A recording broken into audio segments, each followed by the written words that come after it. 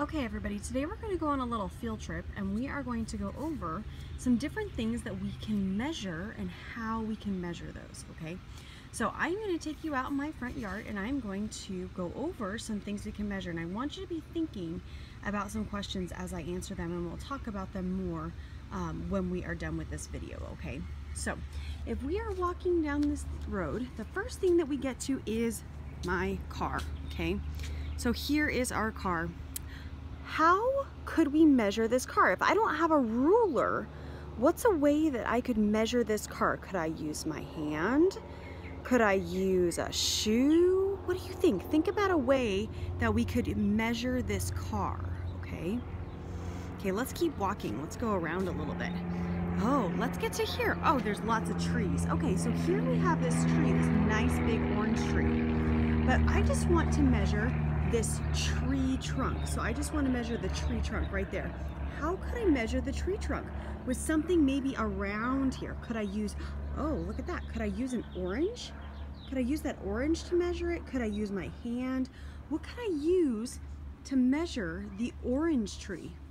I want you to think about that. If I don't have a ruler, what can I use to measure that orange tree? Let's keep going. We're gonna get a little bit smaller now, okay? So what if I were to continue going on? What if I wanted to measure the orange itself? How would I measure that? What could I use to measure that? Could I use, oh, look at this. Could I use this leaf or this rock right here? What could I use to measure that orange? Think about that. What could I use to measure the orange? Okay, let's keep looking around. What else could we be? Let's look around here and see what else we can measure. Oh, look at this. How about one of these brick tiles? Let's go here, okay? How could I measure this brick tile? What would be the best thing that I could use to measure this brick tile? What do you think? What could I use to measure the tile? Something just around me. If I don't have a ruler, what am I going to do to measure that tile, to figure out how long it is? Oh, here we go. What about the door?